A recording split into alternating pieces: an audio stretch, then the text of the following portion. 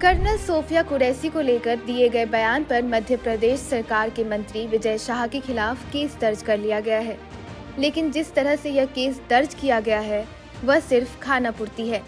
नतीजा है कि जबलपुर हाई कोर्ट ने इस बार पुलिस को उसके दर्ज किए गए एफआईआर को लेकर फटकार लगाई है और एफआईआर में संशोधन का निर्देश दिया है।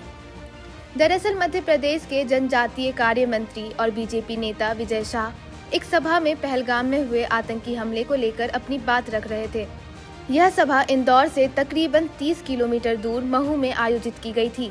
पाकिस्तानी आतंकियों के खिलाफ रची गई भारत की स्ट्रैटेजी को लेकर विजय शाह ने कहा कि हमने उनकी बहन भेजकर उनकी ऐसी तैसी करवाई और जिन्होंने हमारी बेटियों के सिंदूर उजाड़े थे वही कटे पिटे लोगों को हमने उन्हीं की बहन भेज करके उनकी ऐसी की तैसी करवाई। जाहिर है उनका इशारा कर्नल सोफिया कुरैशी की ओर था।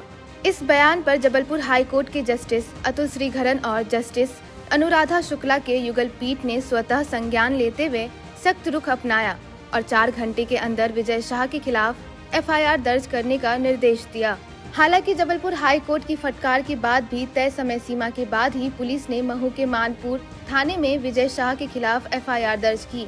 इस बीच हाई कोर्ट के आदेश से राहत के लिए विजय शाह ने सुप्रीम कोर्ट का दरवाजा खटखटाया, लेकिन सुप्रीम कोर्ट ने दर्ज प्राथमिकी में हस्तक्षेप करने से फिलहाल इनकार कर दिया है। मुख्य न्यायाधीश BR गवई की अध्यक्षता वाले बेंच ने कहा, संवैधानिक पद पर बैठे व्यक्ति से जिम्मेदारी से काम करने की उम्मीद की जाती है। वे किस तरह का बयान दे रहे हैं? क्या एक मंत्री के लिए इस तरह के बयान देना उचित है? बता दें कि जबलपुर हाई कोर्ट ने बीजेपी के मंत्री विजय शाह की टिप्पणियों को अपमानजनक और गटर छाप भाषा बताया था। एफआईआर दर्ज होने के बाद जबलपुर हाई कोर्ट में फिर सुनवाई हुई। इस सुनवाई में कोर्ट ने मंत्री विजय शाह के खिलाफ एफआईआर दर्ज करने के तरीके को लेकर पुलिस को फटकार लगाई। बेंच ने एफआईआर के ड्राफ्ट पर सवाल उठाते हुए पूछा, इस एफआईआर में अपराध के तत्व कहाँ हैं? अदालत ने टिप्पणी की कि इसे इस तरह से ड्राफ्ट किया गया है कि रद्द किया जा सके। बेंच ने कहा कि इस केस में अभियुक्त की करतूतों का जिक्र नहीं है। इस एफआईआर को अगर कोर्ट में चुनौती दी गई तो यह आसानी से रद्द हो सकती है। ये एफआईआर अदालत के विश्वास पर खरी नहीं उतरती है। हाई कोर्ट ने सरकार को आदेश दिया कि एफआईआर में सुधार किया जाए, बिना किसी हस्तक्षेप और दबाव के एफआईआर और जांच आगे बढ़ाई जाए। वेकेशन के बाद मामले में सुनवाई होगी।